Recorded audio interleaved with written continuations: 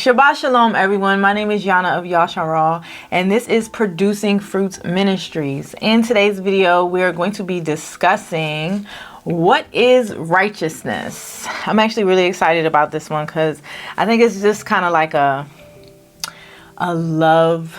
I guess we're going to be talking about Yahuah's love for us with the way we get attacked. I feel like so much in the walk, the enemy is constantly trying to make us feel like Yahuah has forsaken us. We've upset him, like he can leave us, like he would leave us. And this is pretty much completely refuting that. So we're going to discuss righteousness, okay? So you will hear and see, some of the WhatsApp group members. If you would like to join our community, then please send me an email at yannahofyashar'al@gmail.com. Let me know your story, how you woke up, and we'll see if you're a good fit for the community, okay? All right, so before we get started, we're going to do our questions as usual because I love it. Okay, here we go. Y'all ready? All right, the first question, let me turn this up, is, according to Yahusha, a foolish man builds his house on what? Sand. Yes, yep, sand. That's found in Matthew 7:26. All right, this one's a little more difficult. How many days did it take Nehemiah and the other Israelites to rebuild the walls of Jerusalem?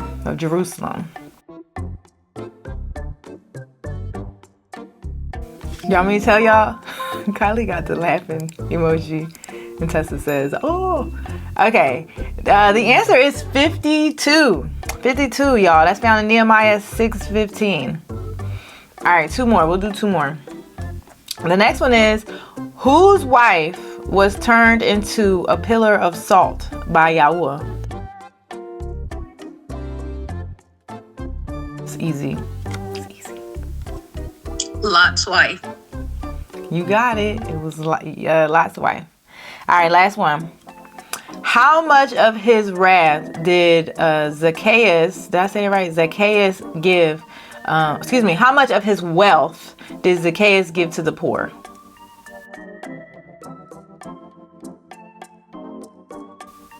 I don't think he gave any of it until after Yahusha went to his house and talked to him. Yeah. Right, half. Yep, half. And that was after, Kylie? Great, you guys got it. You guys are so smart. Because true wisdom comes from Yahuah, okay? All right, so the question of the week is, what is righteousness? That's something you can think about. I don't even know why I put that one there, but we're about to discuss what righteousness is anyway, so I'm not sure why I chose that question. All right, so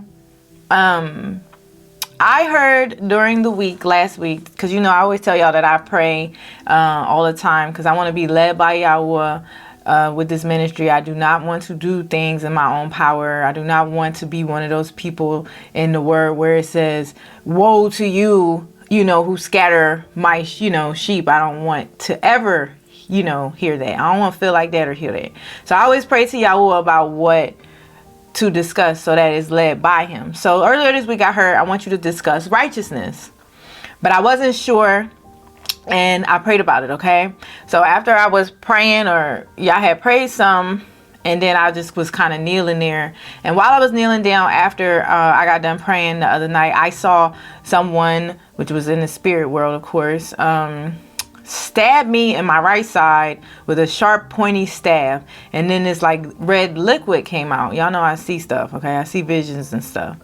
And then I was reminded of Yahusha when they what they did to him after he died, to check and see if he was still alive, which led me to Yahuchanan, John 19:34, which says, but one of the soldiers with a spear pierced his side, and forthwith came there out blood and water.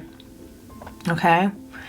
Then I prayed again to Yahuah and asked him to confirm to me what he wants me to discuss on the Shabbat. That night I had a dream, but I felt like it was from the enemy. I woke up in the middle of the night. I remember seeing a woman at a door with a lot of hair. I was cutting her hair, but it was so much hair, y'all. It didn't appear that I was cutting it like in the dream. So I felt like that dream came from the enemy to try to confuse me. The woman wasn't moving, but dust was coming out of her hair. She didn't bother me though. She was at a door entrance and she didn't move. And I think she was blind. She looked like she was blind, okay? And I honestly don't know what she was or anything. I really do feel like that dream came from the enemy. But her hair was thick, just to tell y'all. Her hair was thick and it looked like pillars. So then I woke up and I heard Baba. Okay, I kept hearing Baba. So because of that dream that I just woke up from, I didn't want to look it up. Like I'm hearing Baba, Baba. And I'm like, okay, that's not a English word. I don't know what that means. And I had that dream and I didn't want, and it's dark. I didn't want to look it up because I was scared that it might be like some kind of deity or something like that. I didn't know. So because of the dream, I didn't want to look it up. I was afraid it was going to be something that was not good. So I thought the enemy was messing with me, okay? And it was around 4:30 and it was still dark, okay? So not something I wanted to do. So I thought it was some sort, I said it already. I thought it was a deity. So I went back to sleep. And I woke up at 6:27 a.m. By a bark, y'all. I heard a spiritual bark. That's not the first time that happened to me. Like a dog barking or something at 6:27 a.m. So 6:27 in the Strong's Concordance is apologia, which is defense, answer, or apology, okay? So that helps word studies. It says it comes from 3056 Lagos, which says intelligent reasoning, properly a well-reasoned reply, a thought-out response to adequately address the, hold on y'all, too many pages, the issue that is raised. Okay, then I heard again, I want you to talk about righteousness. Okay, and then I still kept hearing Baba.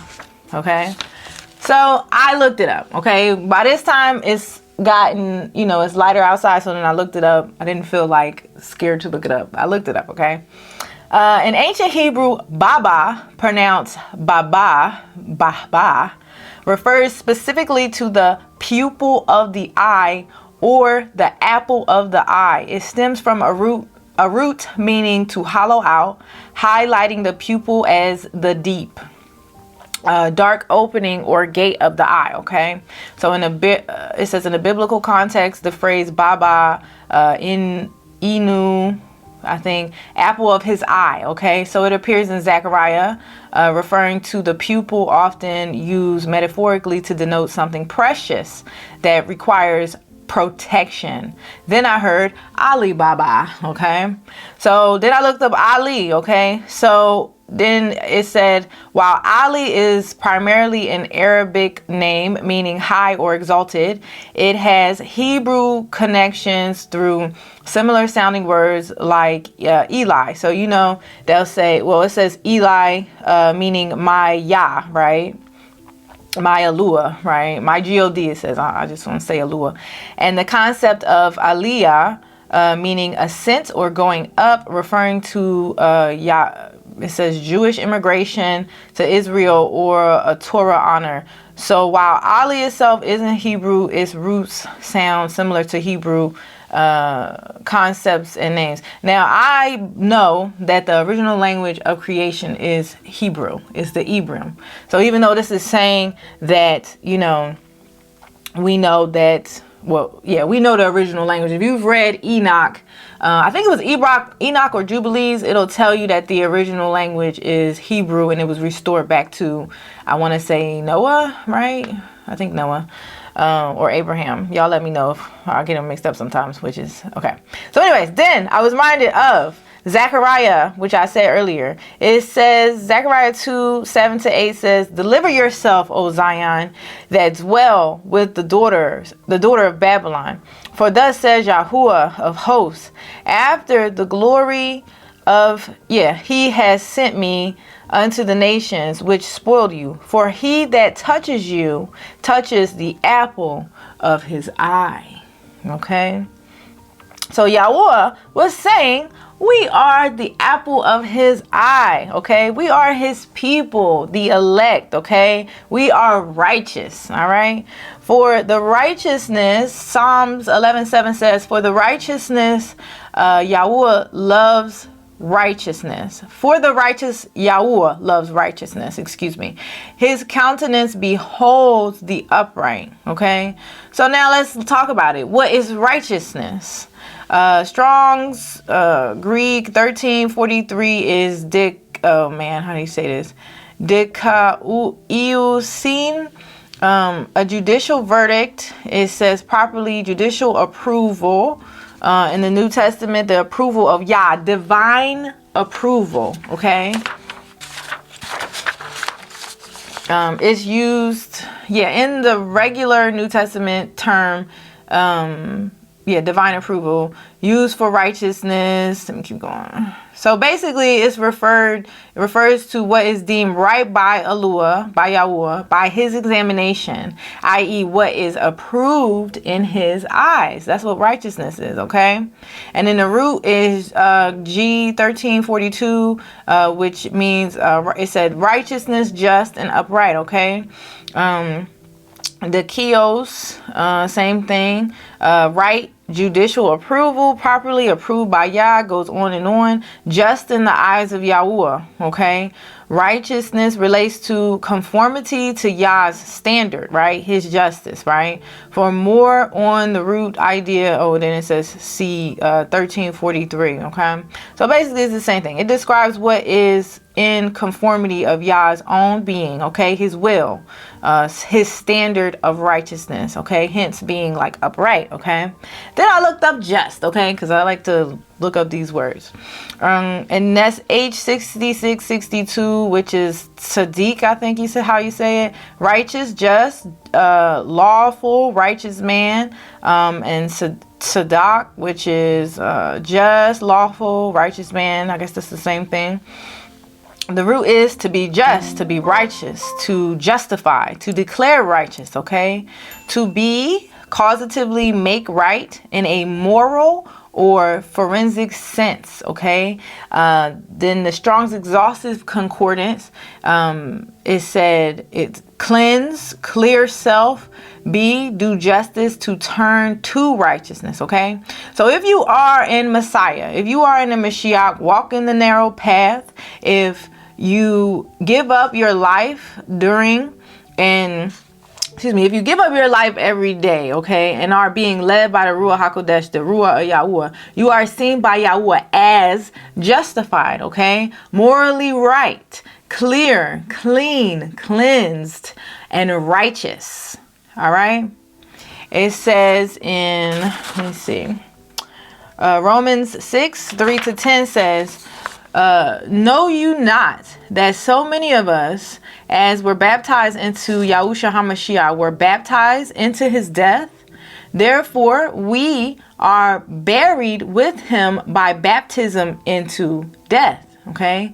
That like as Messiah was raised up from the dead by the glory of the Father, even so we also should walk in newness of life.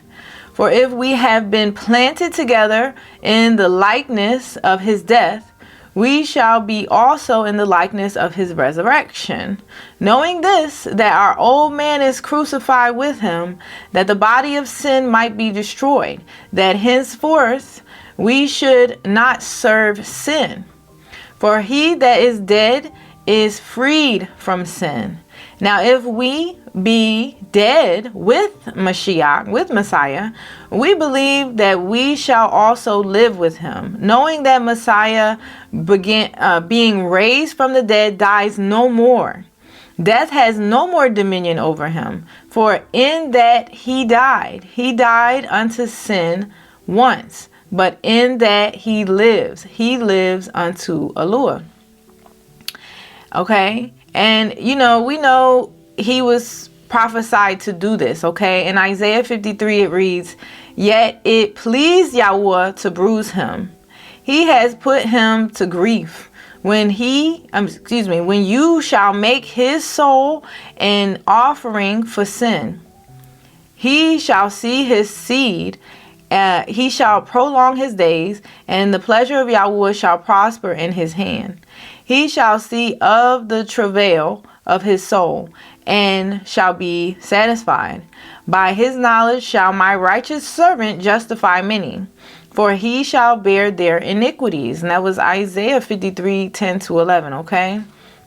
And then we have 2 Corinthians 5:14-21. It says, "For the love of Messiah constrains us, because we thus judge, that if one died for all, then we're all dead. Then we're all dead. And that he died for all, that they which live should not henceforth live unto themselves, but unto him which died for them and rose again. Wherefore henceforth from now on know we no man after the flesh. Yea, though we have known Messiah after the flesh, yet now from now on know we him no more. Therefore, if any man be in Messiah, he is a new creature. All things are passed away. Behold, all things are become new.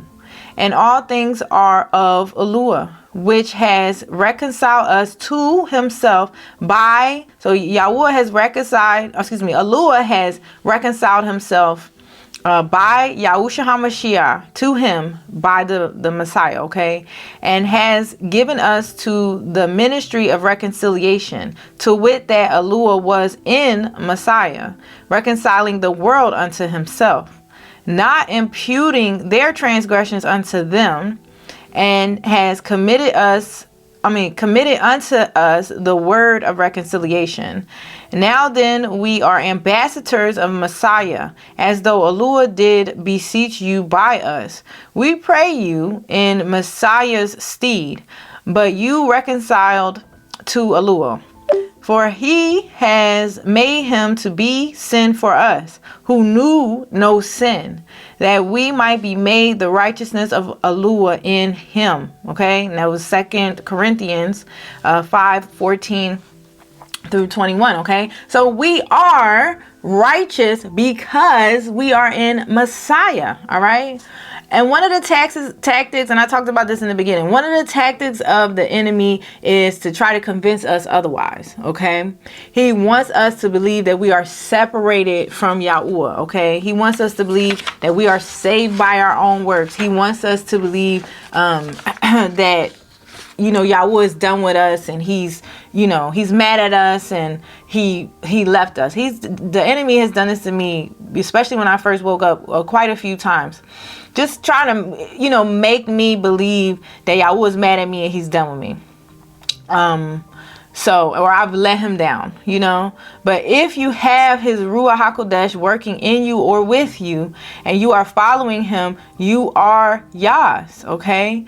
And he says nothing, absolutely nothing can take us out of his hand. Romans 8:28 says, "And we know that all things work together for good to them that love Yahuah, to them who are called according to his purpose." Okay. And then Romans 8:36-39 says, "As it is written, for your sake we are killed all the day long. We are accounted as sheep for the slaughter. Nay, in all these things we are more than conquerors through him that loved us. For I am persuaded that neither death, nor life, nor angels, nor principalities, nor powers, nor things present, nor things to come, nor height, nor depth, nor any other creature shall be able to separate us from the love of Yahuah, which is in Messiah Yahusha, our Adonai." Okay? So we are killed, okay? As in, we take up our stake and we walk every single day, okay? We give up our lives to walk the way that Yahusha walked, right? The one who died for us. We give up our life to follow in his footsteps, okay? When we first wake up, people look at us like we're crazy. Y'all know that story, right? They look at us like we crazy, like we doing too much, like we being super religious. They just don't understand. They don't get it. They think we are like, oh, you can compromise a little bit. It's okay to, do those on those holidays. You're just spending time with family. It's not a big deal. We've heard all of this before, okay? They just think we're doing too much, and that's okay, because they don't understand, and they think we're in a cult, but that doesn't matter. But they don't understand the severity, and they don't have the love for Yahuah that Yahuah, I really do believe he's caused us to love him. Isn't there a scripture that says we love him because he first loved us, So, yes, the price of sin is death, and they don't understand it because their eyes are spiritually blind right now, which is eternal separation from our Creator Yahuah. Okay, so Revelations 12:10-11 says, "And I heard a loud voice saying in heaven, now is come salvation and strength, and the kingdom of our Yahuah, and the power of his HaMashiach. For the accuser of our brethren is cast down, which accused them before our Yahuah day and night, and they overcame him by the blood of the Lamb and by the word of their testimony, and they love not their lives unto death." Okay, so we must give up our lives daily. Meaning, not like literally kill yourself, but there's a word that says he who finds his life will lose it, and he who loses his life for my sake will find it. We don't love the world. We're not supposed to love the world, okay? We must give up our lives daily. We must walk by the Ruach, okay? We must die to our flesh every single day, okay? And then Matthew 16, 24-26 says, "Then said Yahusha unto his disciples, If any man will come after me, let him deny himself and take up his cross and follow me. For whosoever will save his life shall lose it, and whosoever will lose his life for my sake shall find it. For what is a man profited if he shall gain the whole world and lose his soul? Or what shall a man give in exchange for his soul?" So we must not be like the rest of the world. We're not supposed to be like the rest of the world. 1 John 2:15-17 says, "Love not the world, neither the things that are in the world. If any man loves the world, the love of the Father is not in him. For all that is in the world, the lust of the flesh and the lust of the eyes and the pride of life is not of the Father, but is of the world. And the world passes away, and the lust thereof. But he that does the will of Yahuah abides forever." Okay? So we must follow Torah. We know this, right? We must follow the way of Yahusha. And we are righteous. All right? And we are the apple of Yahuah's eye, which is so amazing. Satan is the accuser of the brethren, but we must always understand that Yahuah sees us through the blood of Yahusha HaMashiach. It doesn't matter what the enemy says. We have to know who we are and that Yahuah loves us. We have to always meditate on his word. We have to always meditate on the fact that Yahuah loves us and the fact that we have the Messiah's blood that covers us, okay? We are the righteousness of Yahuah and Yahusha HaMashiach. All praises to the Most High Yahuah. So before y'all begin, let me start the thingy thing. And then we'll open up for discussion. Not very long today, but I think it was not bad because I think it's important to I think it's important to know. And I want to, when I was saying something, I was reading that last scripture. It said the love of the world. Basically, if you love the world, what is this one? 1 John 2:15. Love not the world, okay? The thing, anyways, earlier my husband said that y'all made basketball, y'all, because he was watching basketball. And I'm like, I don't think he made basketball. I don't know. Anyway, so let's open it up for discussion, guys. Yeah, I got a thought. You said your husband was talking about basketball? Mm-hmm. I think that's the thing. Like, yeah, he allowed basketball to be created, and it can be fun to play. Just like anything else with sports, like you can enjoy them. They can be helpful as far as keeping the shape, but we just can't be too involved in it, though. Just like with everything else, it's like you can go from just simple enjoyment and physical fitness to going to an obsession and idolatry, like with anything else. So I think, like for me, I used to really be into like watching a lot of sports and, boxing, a lot of UFC, like, just fighting. Like I really liked those types of things. And I was into basketball and football. And I enjoyed them, but the problem became is when I cared too much. When I would get like upset with my team or the fighter that I wanted to win didn't win, and then I would think about it too much. Like I'm like anticipating the fight. I'm like, okay, let me see what Bud Crawford's gonna do here, and trying to, and I just got way too involved in it. It would have been one thing if I was like, okay, a fight's on, let me watch it, enjoyed it then, but I was just too much into it. Like, especially, having a lot with college football and stuff where you just really be so impassioned about it that it becomes almost like a form of worship to it. Idolatry, yep. Mm-hmm. So that's the thing, is like trying to find a balance for a lot of people and not being so focused on the things of the world can be hard, because it's like, well, I like this, but I don't think it's a problem. But you just got to look at it like, how much do you care? Can you go without this? Like, are you spending money on this? If you're trying to gamble, like, how much is your focus based on these different things that you enjoy and that you have, you're into? And like, in general, I don't think anything's specifically wrong with these type of things, but it's just when you become obsessed with it. Yeah. Your obsession for it, the need for it, that's when it kind of gets to, okay, my focus has changed. And I think that's another thing that happens when you talk about righteousness, where people think it's perfection.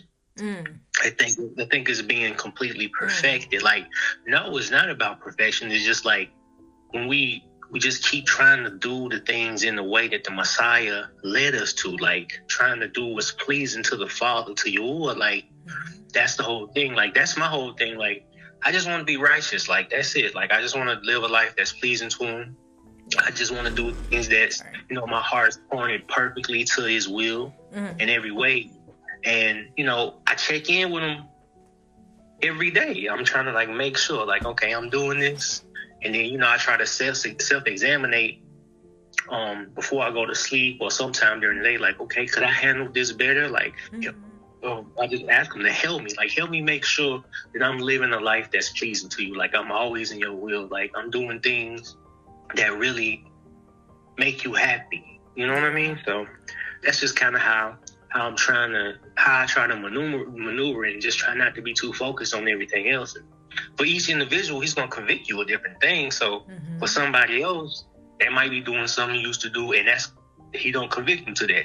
They can still do it. But for you, if you do it, it's different, and you're like, nah, I can't involve myself in that. So it's just these different, he meets us where we're at different points. So it's not necessarily a one size fits all, but we all trying to get to the same direction,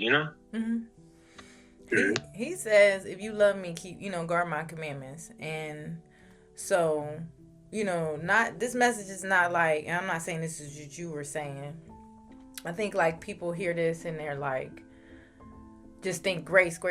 Yeah, we are under his grace because he's been giving us grace since the time of Adam, and Hua, since they did what they did. He's been giving us grace this entire time.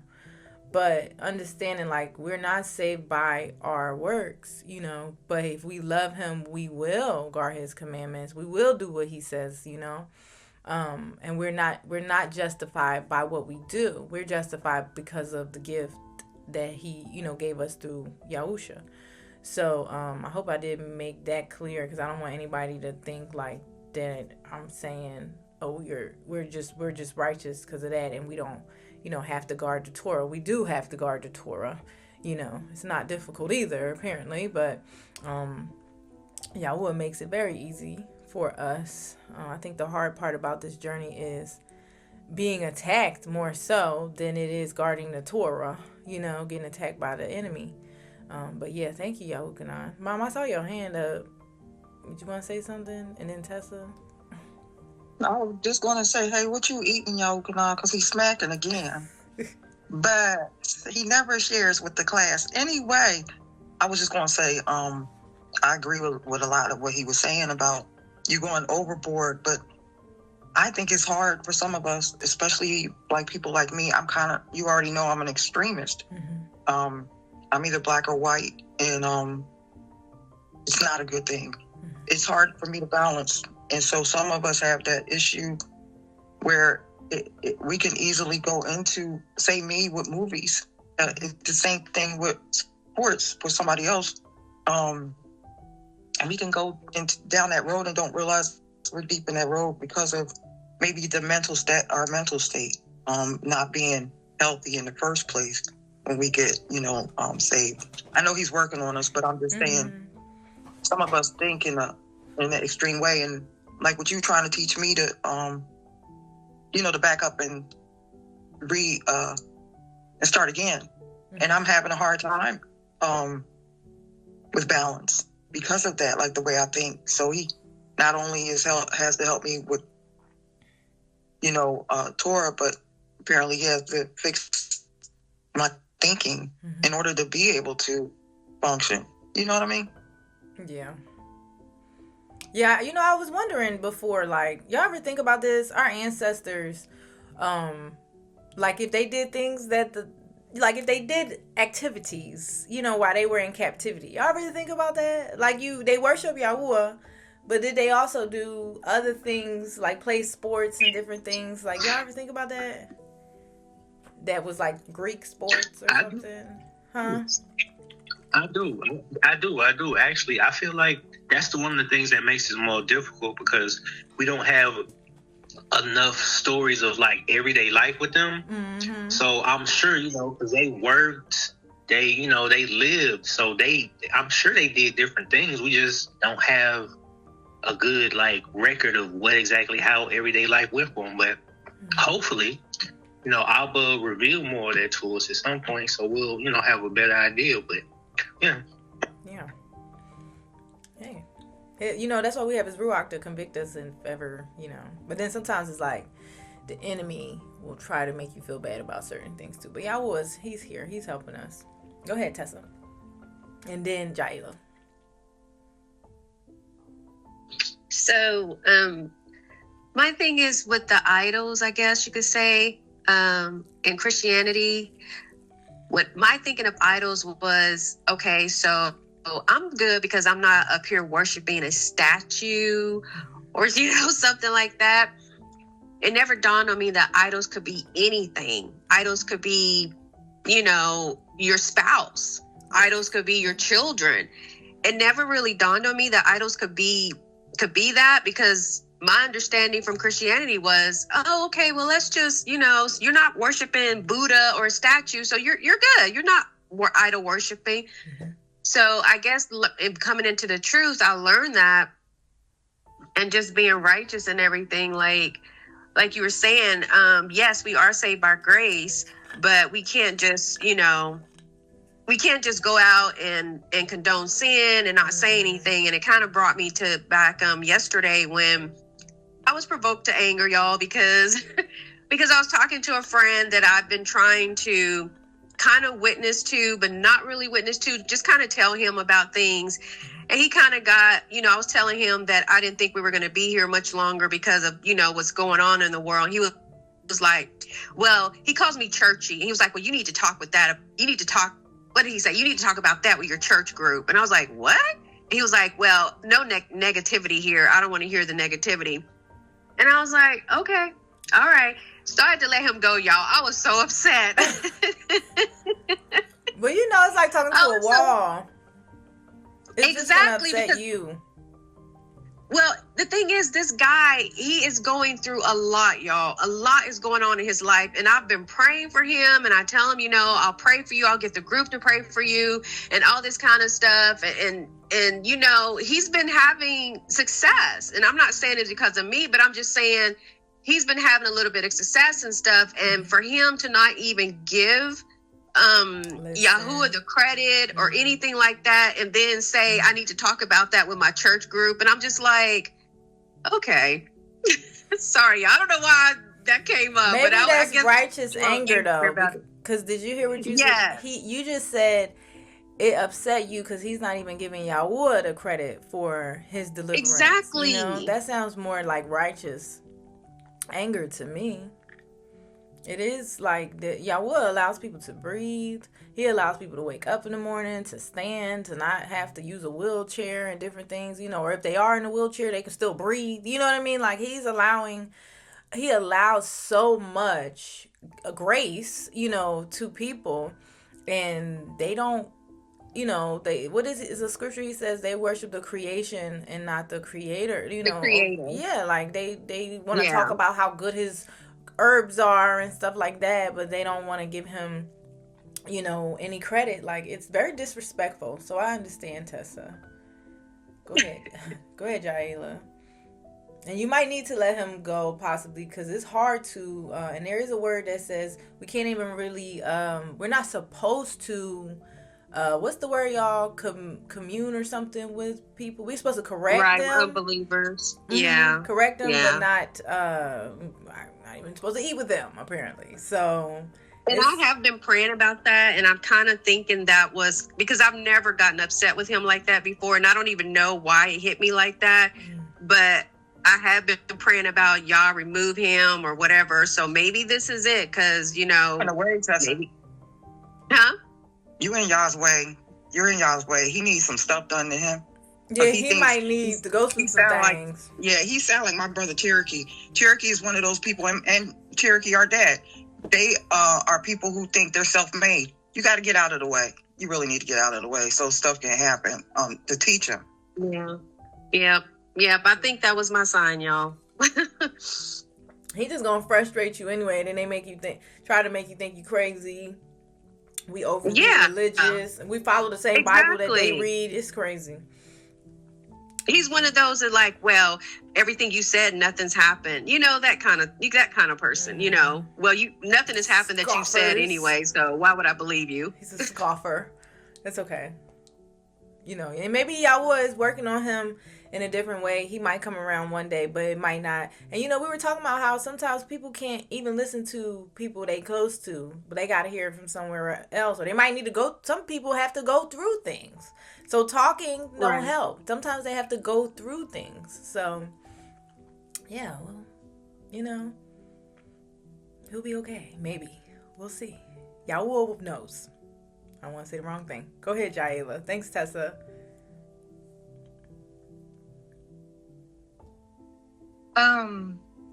Sorry, I was gonna add to something that you had said earlier, but I kind of forgot what it was. What was it about? You were talking about. Okay, I don't know. I'll just add to something that was like in the study. Okay.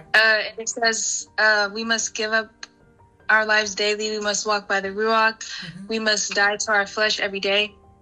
And I guess I was just gonna say, like, making that decision, every day, like, of who you're gonna serve, like Yahuah or the world. I feel like making that decision daily is also what makes us righteous or not.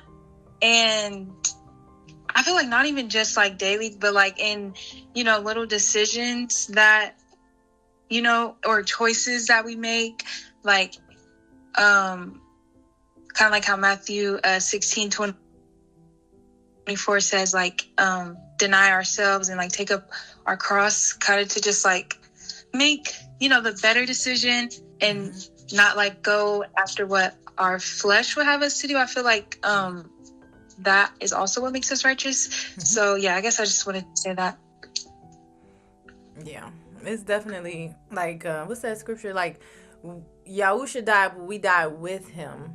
Like when we accept him, it's like we died with him and we rose with him too. And I think that's something that like really to say or to understand that if Yahuwah says, we're in Yahusha, he sees us through Yahusha, we are righteous because of Yahusha, we have to always remember that and keep going back to that because, like I said, the enemy, and y'all know, the enemy come and try to mess with, our heads and try to make us think that, Yahuwah don't want to have nothing to do with us, and you can't even, you shouldn't be a part of the group. You can't pray. They'll say all kinds of things because they want us to think we're separated from Yahuwah, but he said nothing can separate, you from me. So, yeah. Oh, go ahead, Mom. Thanks, Jaela.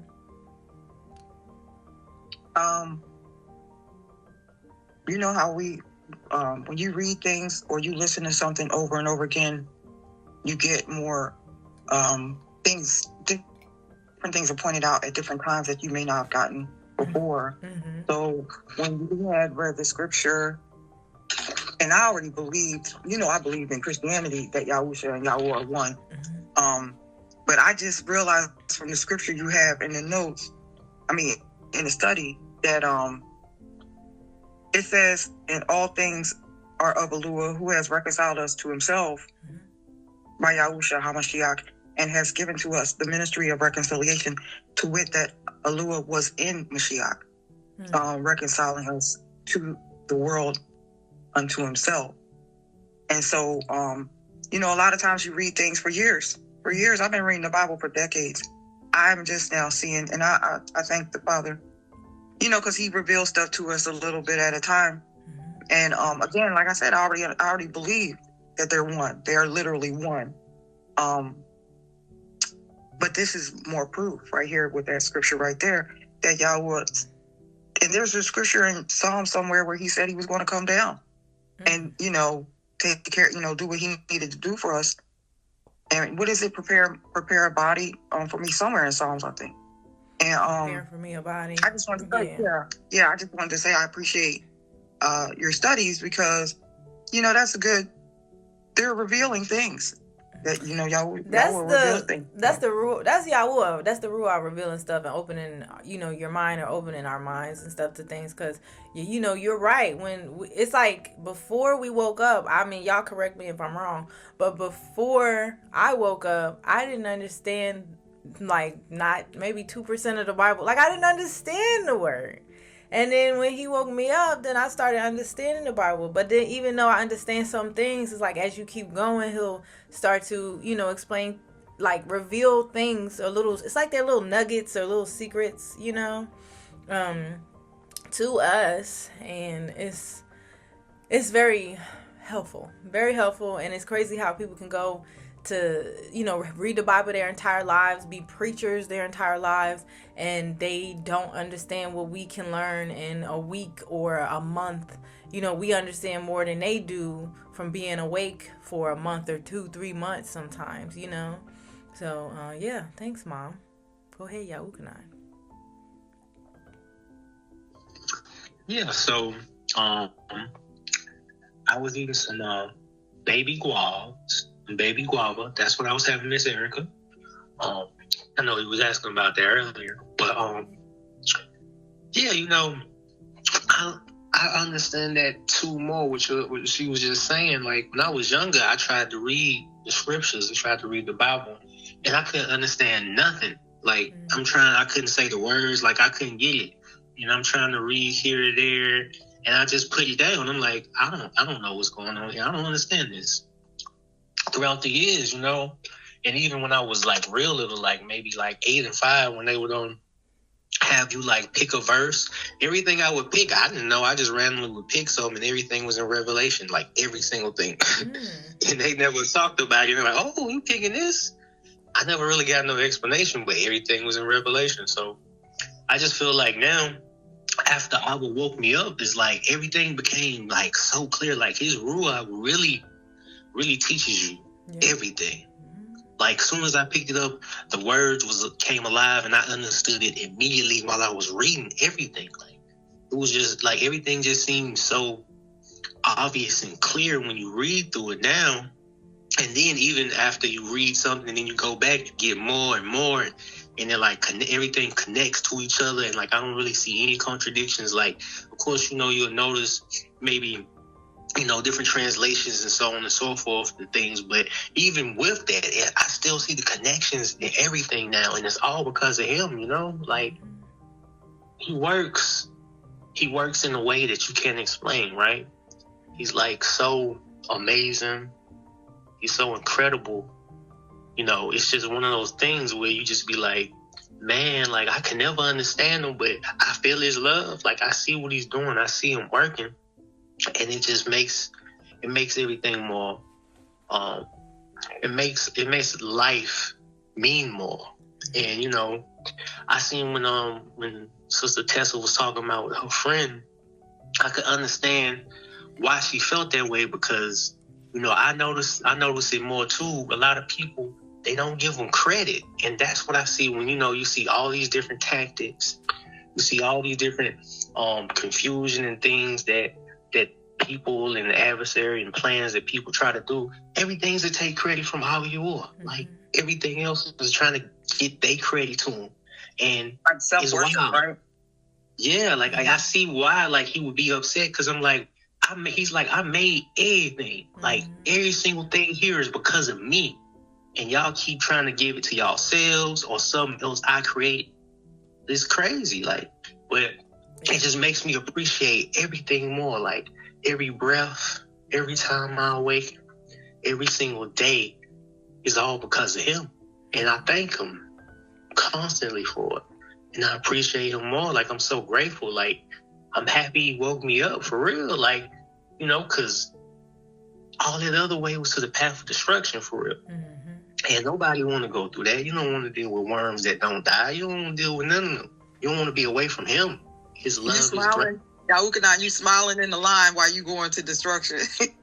That's what I'm smiling, saying. laughing. You don't even realize it. Like you truly blind to the fact that you might be thinking, oh well, I'm not that bad. These people do this, and you're not paying attention to the fact. You're not looking at the plank in your eye. You're not realizing, bro, you're not where you need to be to get it together. So it's just more of a. I'm just so thankful to him. Like Abba did so much. He's doing so much. And every single day he's doing all these incredible things around us. And it's all because of him. Like everything belongs to him. Yeah. Everything. Sure. So, yeah.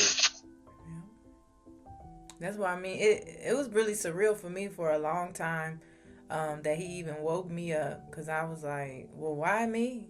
Like, why, out of all these people, even though y'all are also here. But, like, it's not that many of us that believes the truth, that knows him, People are waking up, but compared to all the people who reject him, it's a small amount of people, in my opinion. So, go ahead, Tessa. Thank you, Yahuah.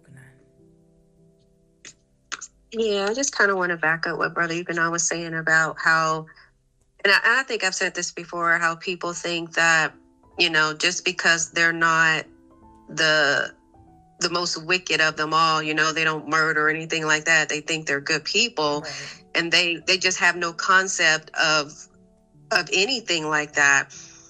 Mm-hmm. And again, not giving Yahuah credit. Like my sister was telling me about our stepmom's parents. They were very blessed. They had everything you can think of. They had their own business. They had money. They had health and everything. And she said, she was like, they never gave Yahuah credit, never gave him credit. And they died young. I mean, they died like in their early 50s, both of them, the mom and the dad. And even, I think 2 of their kids died young too. And so she would always tell me, she'd be like, they never gave him credit. They had all this, they had that. They were truly blessed, and they never gave him credit. Now, I don't know if that was judgment or not, but it's just like, you know, you just look around, y'all. You just look around and you just see people, you know, dealing with things or not having to deal with things, but yet they don't ever put the 2 and 2 together. They think, oh, because I'm a good person, you know, that doesn't apply to me. Yeah. I really do think Yahuah sees sin as sin, because it's like you either clean by his blood or you're not. You know what I mean? Like, I know that there's people that do worse things than other people, but if you're not covered by the blood of Yahusha, and you don't, you know, keep the Shabbat and guard his Torah, he's going to say, get away from me, I never knew you. Like, he don't even know who you are. So he either knows you or he don't know you. And then you could be somebody who did kill people, and then you can still be saved, you know? So it's like... Yeah, because isn't there a scripture that says that no one is good? Or even Exactly. Yahusha said, why you call me good? Mm-hmm. You know? Yeah, he looked around on earth and saw that all the men's hearts were evil, right? Or something like, there was no one good or something. Y'all know what scripture I think y'all know what I'm talking about. So that's the thing. Like, if Hitler, who people use all the time, if Hitler would have, you know, gave his life to Yahuah right before he died and accepted Yahuah, you know, and what Yahusha did for him right before he died, then he too would have been saved, you know. And he killed a lot of people. Did that actually happen? Probably not, but just as an example, you know. Did you know that Hitler was fighting for us in a way? He said he said to them that he said to them that they stole the jewels of Yahuah. Well, he didn't use Yahuah's name, but he said God. Mm-hmm. Yeah, I didn't learn that till I woke up. He knew that those people were not the real Yahudim, and he knew that. So yeah, more marshmallow, guys. So yeah, and that's another thing too. We live in these countries and they spin stuff. Not to say it's okay that he killed a whole lot of people, but you know, they spin a narrative to where we think that people, like we learned about Martin or Michael Luther King. What was his name? Martin Luther King, but his real name is Michael. You know, we didn't know that they were actually in secret societies. We didn't know that they had certain connections and stuff. And, you know, so we look at them like they're our heroes and stuff. But then, you know, they have us looking at people like Adolf Hitler as somebody who was super duper evil. But, I mean, he did kill a lot of people. But we really don't know all of the truth. All we know is what they tell us, you know? Just like they told us that we were just some Africans that, you know, were slaves. And there's a huge storyline behind that and how we got here and why we're here and stuff. They didn't tell us that part. So, yeah. Yeah, guys, I was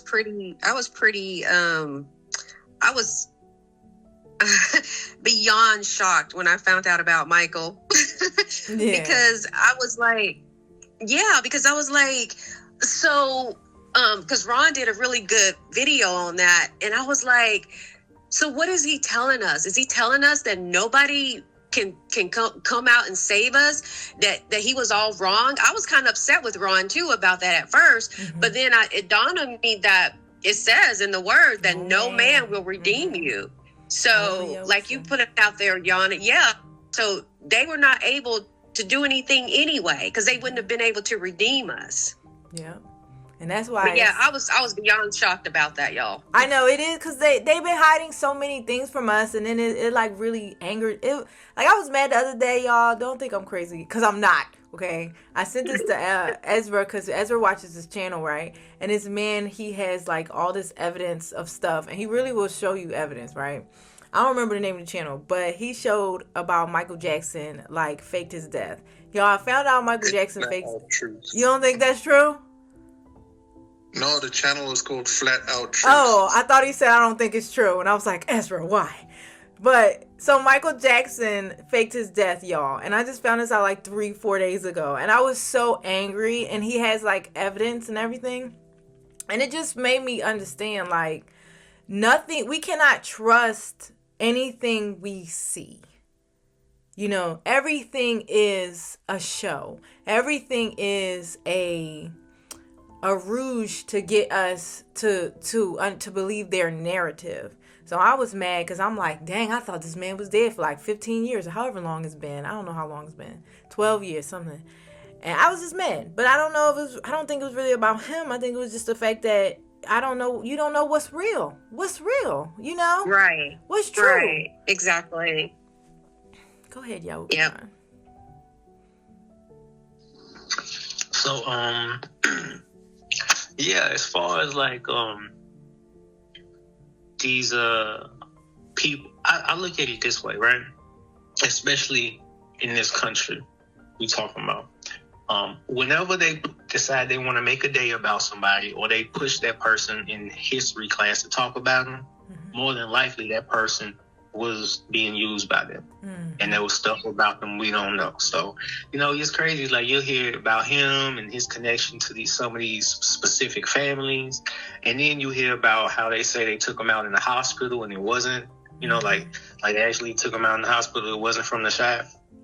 And then you look at what they say about Tubman and her, you know, yes, she had Hebrew names and stuff, but then they say she was a spy for the government. And like, and then you hear, you know, all these different things. You hear stuff about Malcolm, and it's just if they use their name, if they put them up, make so you them really big. know about them, yeah, then something is not right. There's something behind that we don't know, because there's a reason. They like the thing about how these organizations generally work is they want to give you one side that you may agree with and one side that you disagree with.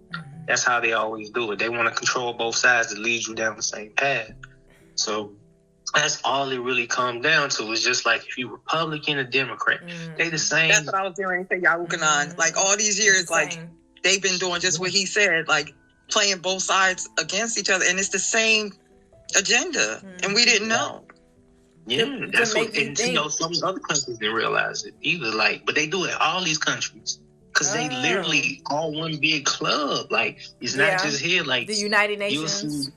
Yeah, like, it's all of them. Because you got to think about it. Like, not only is most of them related, but in addition to the fact that they go to the same schools, they go to the same parties, they go to the same private islands. Like, they just one big group. They just be doing the same thing. Like, in public, sure, they might cuss and yell at each other. They might fight each other behind closed doors. They drinking and doing everything else with each other. They kids is friends. They all marry each other. Like, it's fake. It's all fake. Yep. And they had it's all a show, all a stage. All the and you just don't, like you said, you don't know what's real. You just don't know sometimes. It's just like, it's just evil. It is really evil. And that's why I was mad about the Michael Jackson thing, because I was like, dang, do you know all these people you tricked, you know? And he's just one of all of these wicked people that will do anything. You know, all they care about is money, but we know the spirits behind these people. You know, they don't care about people. They don't care about the food they poison. They give us fake food. They, you know, Yahuah gave us all this food, and then they go out of their way to poison the food. Like, that's evil. Yeah, and the food's free. Like, it's like free, exactly. The weed that's medicinal, everything was grown free. They put all this concrete and this stuff in here to try to stop what he made and what he grew for everybody. The water's free. The air is free. Water, The water is free. Yeah. So, super demonic. Sounds super demonic to me, guys. And then, well, it's a way to control the people. I mean, Mm-hmm. it's a way to control the people, right? You control the food, you control the people. You control the water, you control the people. All these resources. So yeah, moral of the story is thank you, Yahuah, for waking us up, because if it wasn't for him, we wouldn't even know this stuff. We wouldn't even know. We would just be going along with, what we have been going along with, just, blind, ignorantly, just doing whatever. So, blissfully being ignorant. Yeah. Y'all know what gets me, since y'all talking about free food that Yahuah gave everybody? I was telling Yannah how some years back, and I know everybody probably know this by now, but Rockefeller and who was it? Not Carnegie, but Rockefeller and whoever else, we had a campaign to discredit the holistic doctors while they were eating and juicing real food, and they was taking away stuff from people while they were using it. It's just yuck. It is really sick. That's why they won't let people say if you use certain herbs, you can get cured of things. Like, they always have to put that little disclaimer when anybody's selling any type of herbs, because again, and they put people in jail for trying to explain, like, people who get cured of cancer. Like, I know y'all heard of that young man that got put in jail several times from eating apricot seeds and getting cured of cancer, and then he just started telling people about it, and they warned him to stop doing it, and they put him in jail. Did y'all hear about that guy? I hadn't heard about him, but I heard about similar stories, because it's been multiple people throughout the years, because Allah gives us this information. All the wisdom and knowledge come from him. Mm-hmm. So he'll give people that favor where they know this kind of stuff, and then when they try to teach it, they don't want people to get cured, because they want them on the drugs and the medicine so they can keep having people in this sick and dying state and be dependent on everything, because all they care about is the money and the control. That's it. Yeah. They don't kick out the people. Because like they'll keep people recognizing or finding out your purpose. Hence the educational system dumbing down your imagination. You have no imagination within the educational system. They just take that away. Lies. Yeah. They do that too. They do all kinds of stuff. You get saturated in evil in the education. I mean, in the world, period. No, but see, you talking about the same people, the Rockefellers, the Rothschilds, like all them different type of people that came up with the education system. They set up, like, when you was talking about the doctors, everybody used to go to holistic doctors back in like the 20s and before then, and they came up with giving these funds and all this extra money to them. Hey, if you get these people to go to this medical schools, because there was doctors, people weren't using them type of doctors. They came up with that, gave them money so they could fund that, and then started funding people toward them, and then people started going to all these medical doctors so they could sell all these different drugs and they could control it. Like, everything just comes back to people being led by the wrong spirits, focusing on greed, focusing on the carnal things in his life. That's what it comes down to. Just like when we was talking about with Malcolm, the Black Panthers, all these different groups that all the government agents had people in. It's all because people like seeing things in the physical. Mm-hmm. That's what happened when we was in Egypt. They made that calf, even though they knew who Moses was. They knew Moses was up on the mountain. They heard Allah, like they seen it, but they still wanted to believe in something physical. Make us something physical we can worship. Them people, them things cannot save you. It's Allah. He does it. It's him. Give him his credit. And that's why we follow people so easily, because of what you just said. We want to see something physical, and it's like it's no wonder he called us sheep, because we do. If we can see something physical, we're easily geared toward that person or something. Do you think that's why Yahuah is going to come back as Yahusha HaMashiach in the physical? I believe, because it says that he's going to come back as Yahusha. So you're saying, is that why he's going to like appear in the person of Yahusha? Because they wanted a physical. Yeah. Our ancestors wanted a physical king, right? Weren't we talking about this? Yeah, they refused to let Yahuah be their king, so he gave him Saul. I mean, he knew all this was going to happen all the way from the beginning. But, I definitely would, because he is going to rule for 1,000 years, before the It's completed. So that's what I was asking. Do you think that's why he's going to come back in the physical as Yahusha? Well, for those who don't believe it, do you think that's why Yahusha is going to come back and reign for 1,000 years? I think it's part of why. Well, just like in Egypt, right? He knew our nation like that, right? He only had that relationship specifically with Yashar'al, and then because of Egypt, that's part of the reason why he hardened the heart of Pharaoh, so that the world would be like, "Oh wait, this happened? Who's this? We ain't heard of him." And everything is about establishing order, is establishing his esteem. So he did what he did so people would know. And then even after that, people try to deny him. People try to hide him. People try to say this didn't happen. They still try to discredit him. So this time he like, okay, like he said, you won't even talk about what happened in Egypt the first time when I do it the second time. So he gonna make sure the whole out that not nothing he did. His esteem is going to be proclaimed around the world. So he's going to make it very clear that he is that great I am, and he doing what he doing. Because, like he said, he not sharing no credit. He telling you, I am. I did. So I'm going to do it.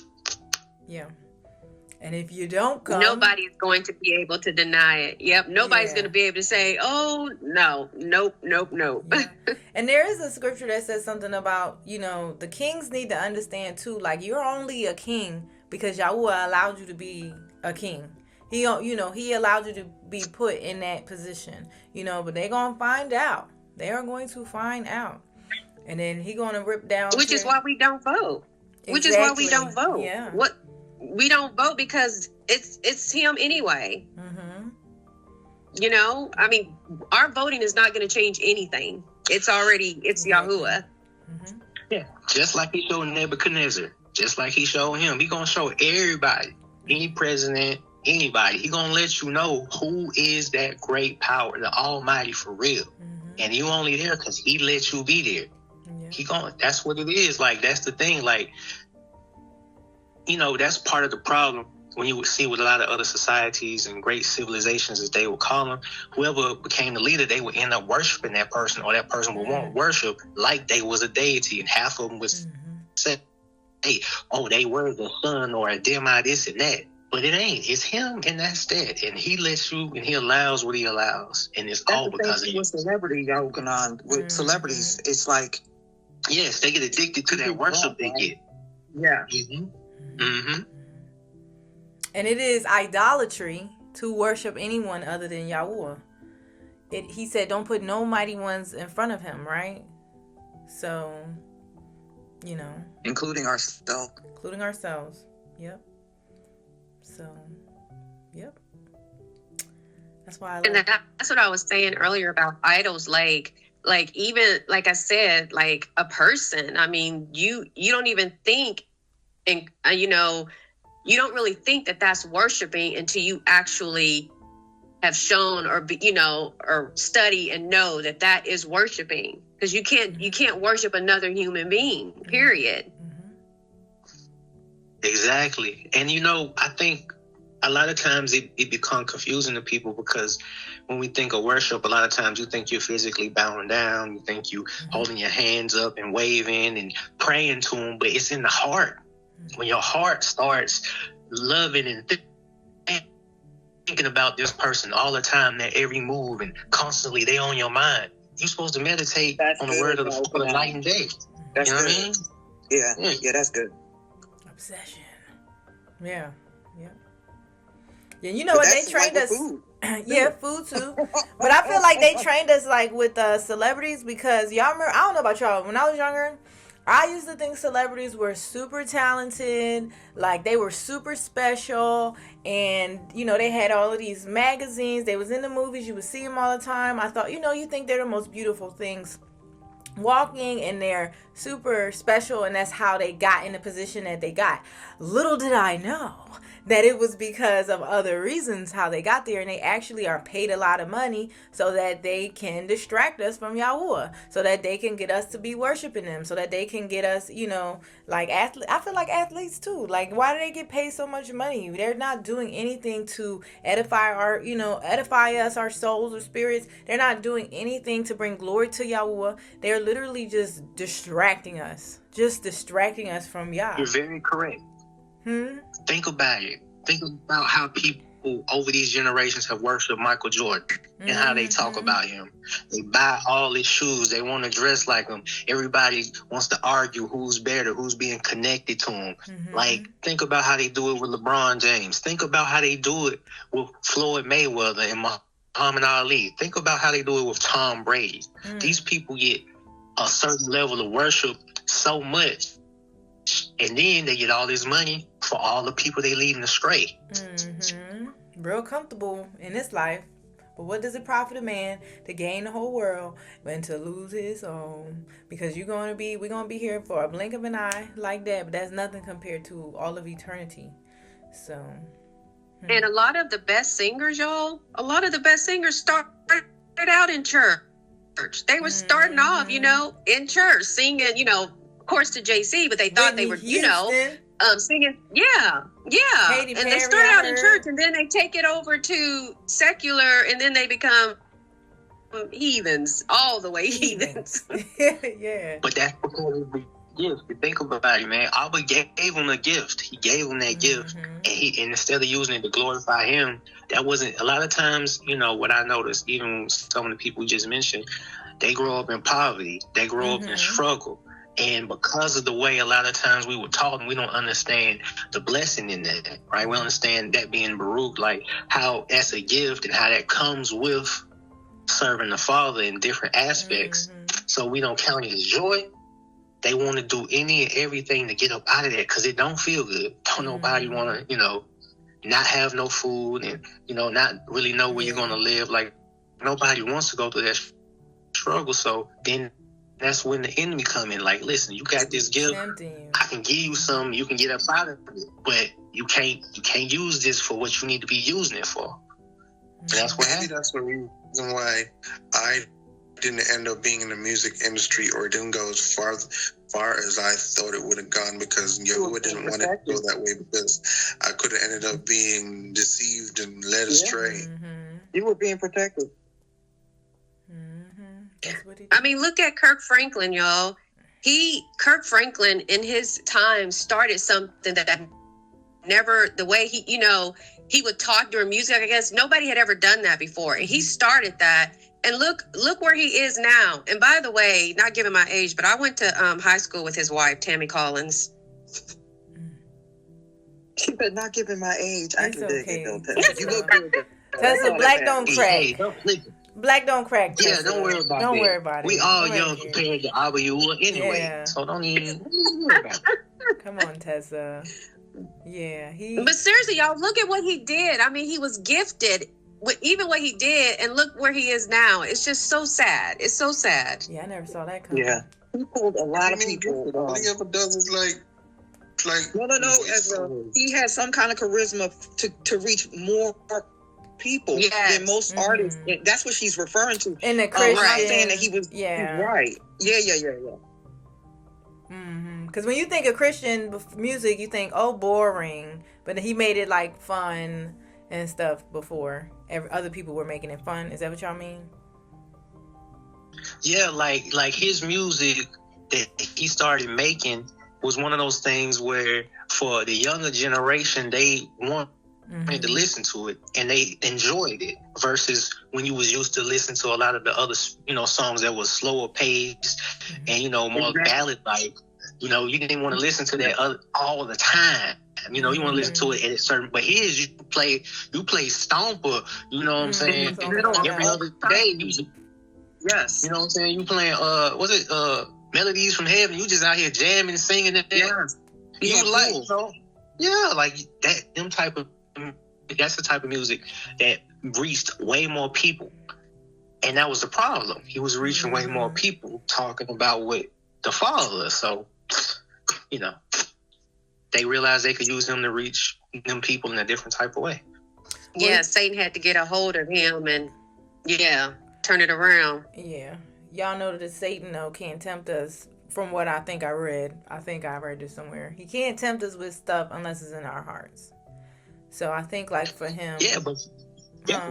It's just, I agree with you, but I think that's the thing. Is like, when you look at everybody's background, it'd be similar. Mm-hmm. And you poverty. Want not to struggle. You want not to, because that's the thing. You'll be so talented, have these incredible voices, all these gifts, but you're not making no money. Yeah, you're making enough to survive. You're getting enough that you provided for. So you're not really struggling anymore at that point. But you're not where these other people could be. So then if you start coveting, or they just throw a bag at you like, hey, listen, we see you doing good. You talented, but we can take you to the next level. Well, gospel music is very secular. I don't think it's always been that way. I could be wrong, but it's super secular now. So... I think it's kind of like all of it, It wasn't centuries or decades ago, though. It wasn't like that? Okay. Mm-mm. It was not secular for centuries, or, you know what I mean? Like, it's just like the artists that we're talking about, and in that genre, they had started changing it to secular to reach people. So no, it wasn't always. It was like they were talking about, it was slow, and I mean, it was good if your soul wanted to hear it. But most people didn't want to hear it. Like the world didn't want to hear that. It wasn't until they changed to the same, group pop or beat or whatever it was that, Wow. Also, it just doesn't have the word in it nowadays like it used to. Like sometimes, like my mom, I'll be in the car with her. She listens to like the K-Love radio station, and some of the songs, I just be like, what are you talking about? What are they talking about? Yeah. And I think that's you're right, Jaila. They catered it to them. Yeah. That's what feeds you, though. The word, because it's the living word. So that's why when you hear music, like, we were listening to, what's his name this morning? I forgot his name. Y'all know what I'm talking about. Eshawn Burgundy.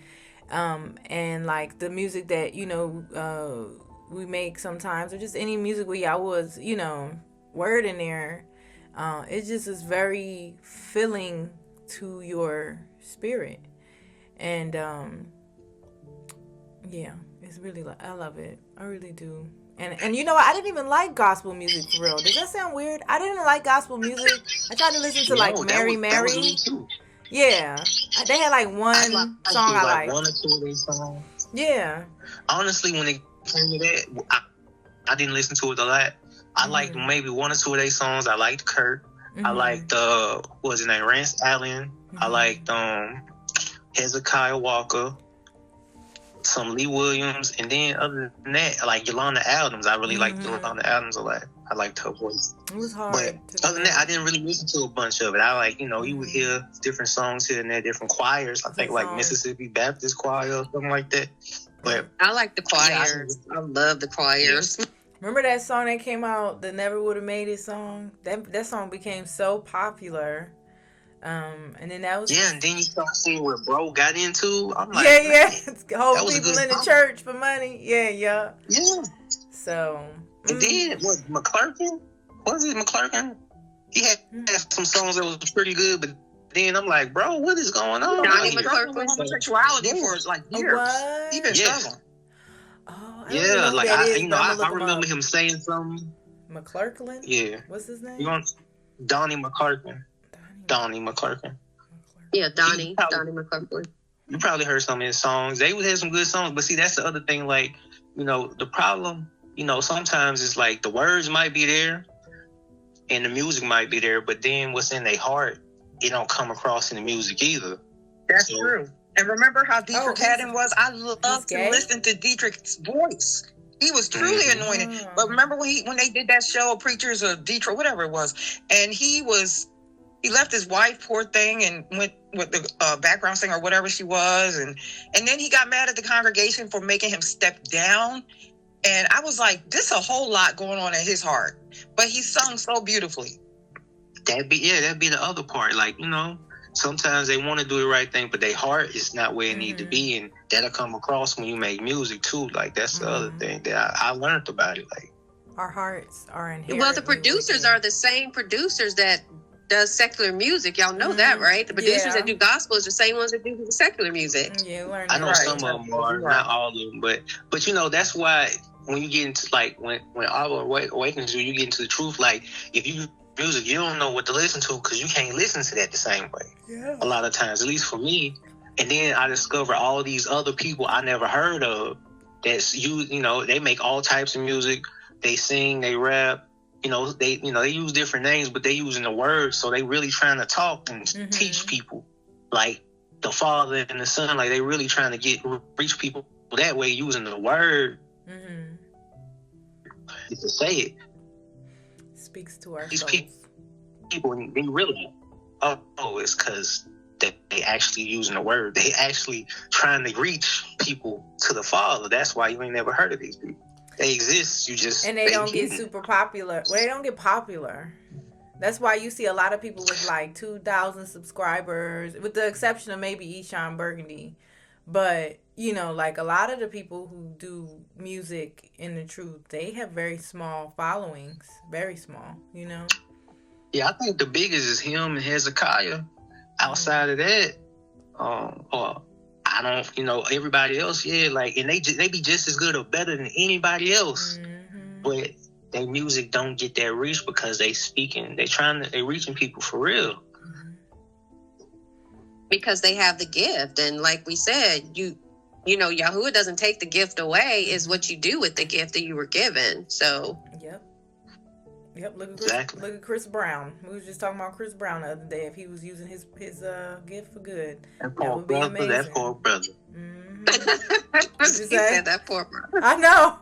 He's so trouble. But it's that the money, the attention.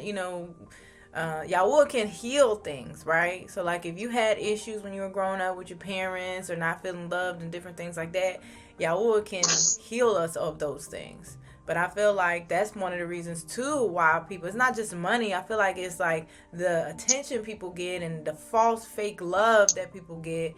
It makes it like, okay, well, somebody thinks I'm great, but Yahuwah can heal us of those things. Ezra, you trying to say something? Go ahead. Go ahead, Ezra. I was going to say, the only reason I say that about Chris is because just like Michael, these people was young. Like these people was little bitty.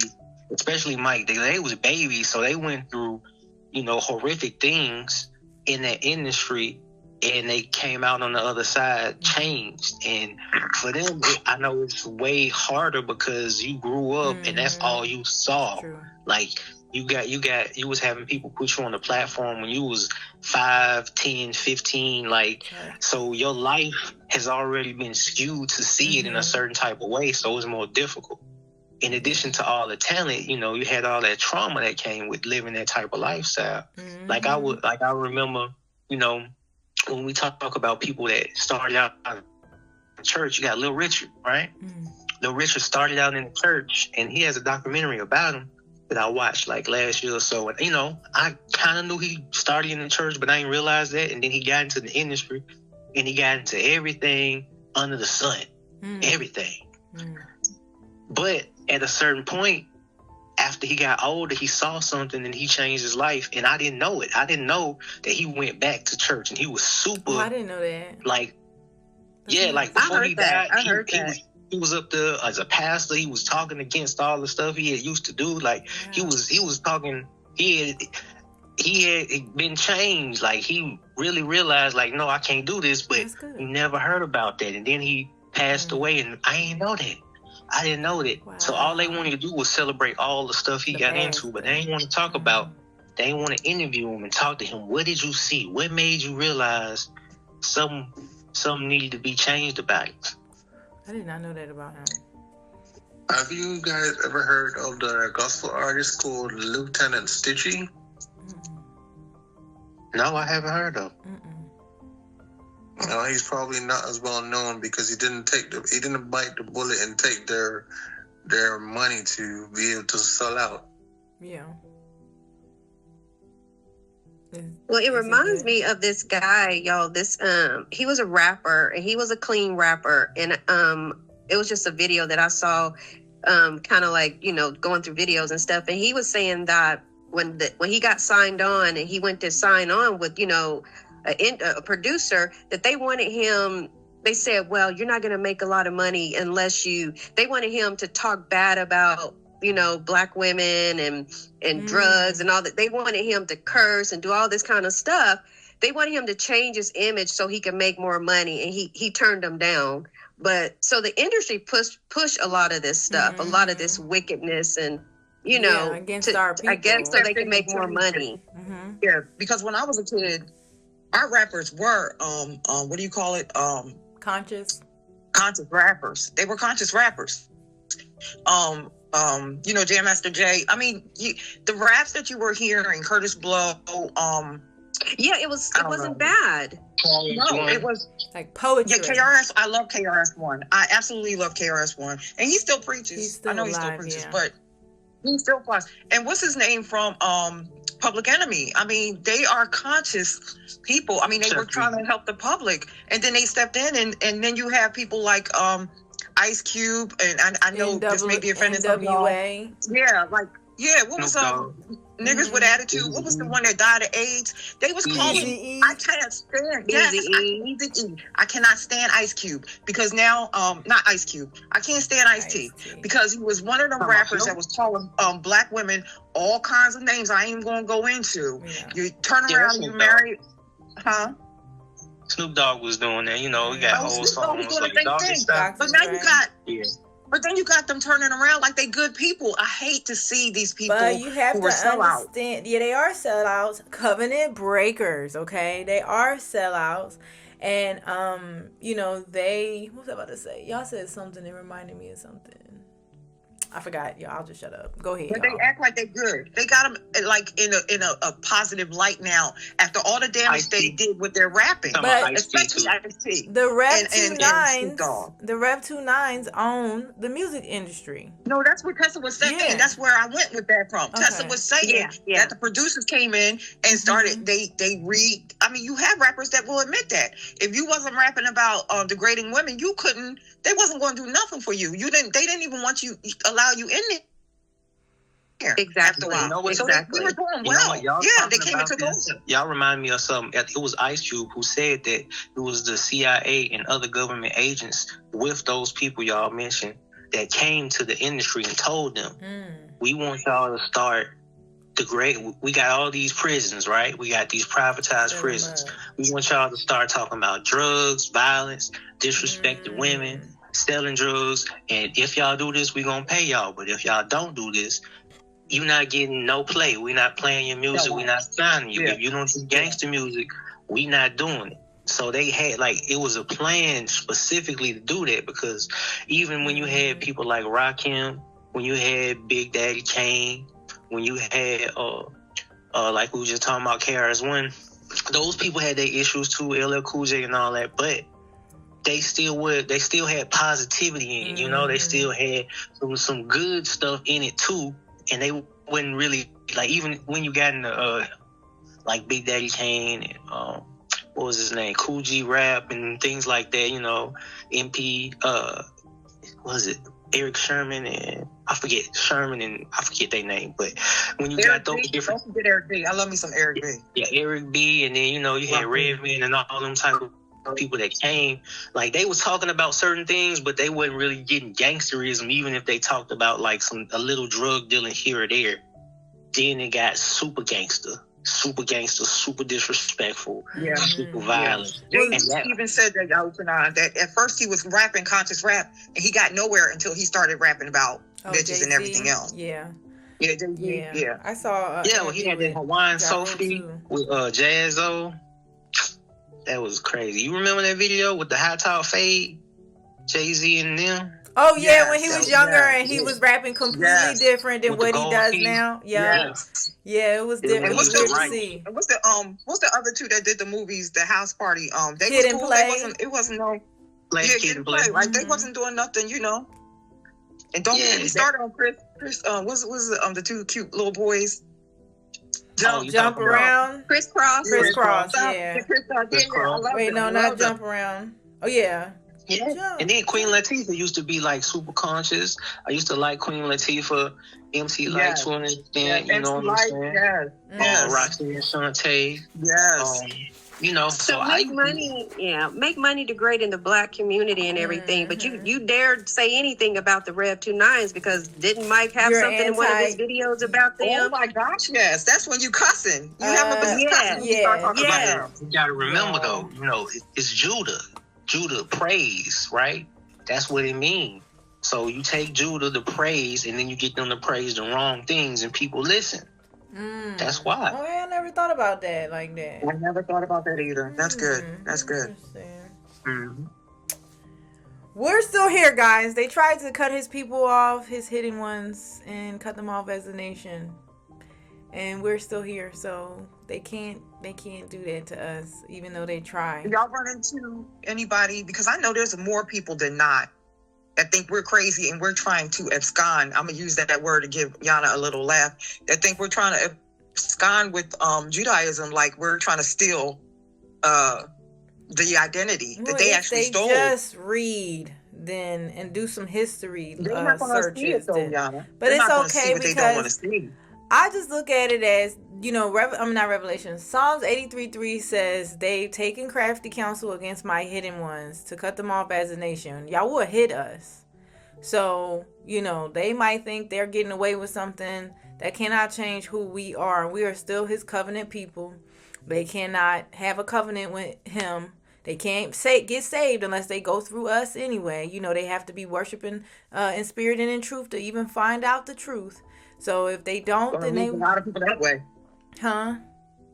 I said you're going to lose a lot of people that way, saying you have to cling to us. They'd be like, that's what the word says. No. They have to cleave on to us. No, I'm just saying. There's a lot of people be like, no. And they don't want to. I saw a thumbnail of a YouTube video that said that this man said, I'm not worshiping no black Messiah. Why does this color matter? When it was with us, we didn't care that we thought he was white. We didn't care. We just, you know, we didn't care. But that's the teaching, though. That's the teaching. Like, we were already, you know, led to that perception because that's the way that certain people see the world and want it to be seen. So when that perception has been uprooted for them and they find out that, hold on, this is something that came about like way later. This wasn't what it always was. For them, that destroys the identity of what they've seen as the world, and they don't want to like to accept that. And I think, you know, honestly, like I think it matters in this instinct where for those that still have that hatred in their heart, right? It's a test for them. It's a test. Like they love him no matter what. So will you love him now that what you thought is it still no matter what for you, or is it just these things, right? So that's what it is. It comes down to being he tests the heart. He tests you in all these different ways. So he allowed that to happen, one, so that we would accept his son, right? Because our people weren't accepting him, which is why we ended up in this state in the first place.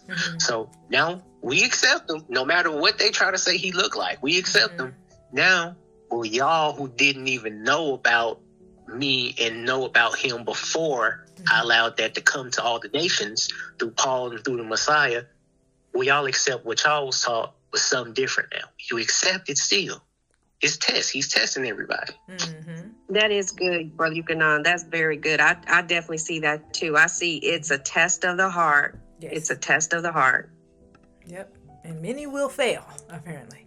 So, it's okay at the end of the day, because when I first woke up, I was very angry at the whole them taking our identity and stuff like that. And then you realize it doesn't matter if they got people thinking that they're us and stuff like that, because we are still us, and we still have, you know, need to be working on our relationship with Yahuah. We still have a covenant with Yahuah, and nobody called himself changing history can you know, or changing their identity and call themselves changing our identity, this would have never happened if y'all wouldn't allow it to happen, like you said, Yahuah, right? He said you'll forget yourself. And then he said in the land of your captivity, you will remember yourself. So here we are remembering who we are. And, you know, now we understand we're Hebrews now, you know, and we are Yahudim. We are the people of the Most High Creator. And they can't put themselves in a covenant with him, you know.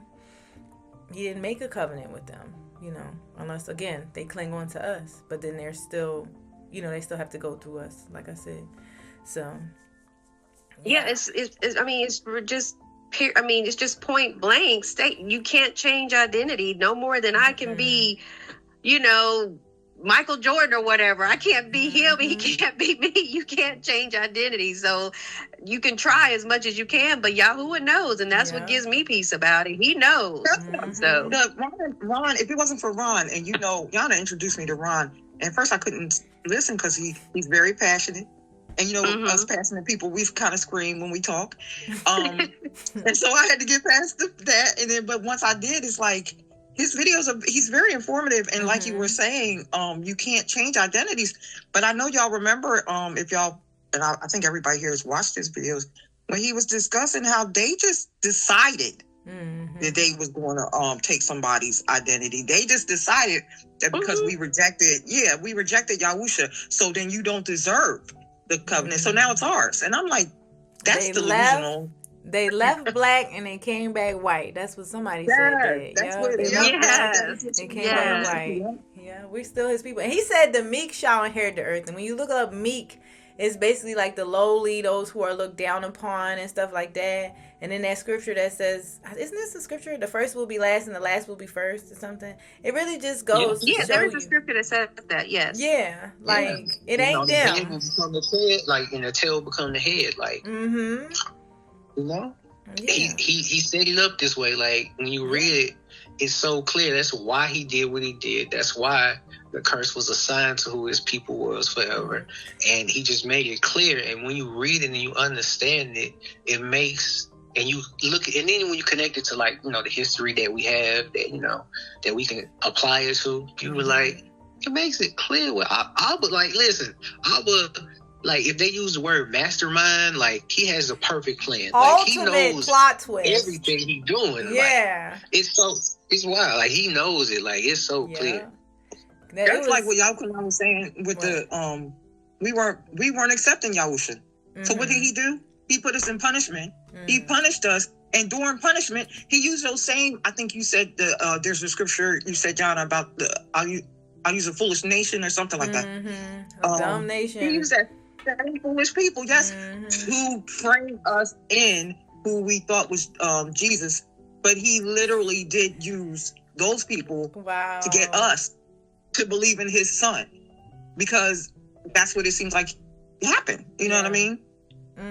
All right, guys, that's all we have in this video today. If you haven't already, hit that subscribe button and let me know your thoughts down below. And thank you for all the support. Okay, have an amazing, blessed day. Shalom.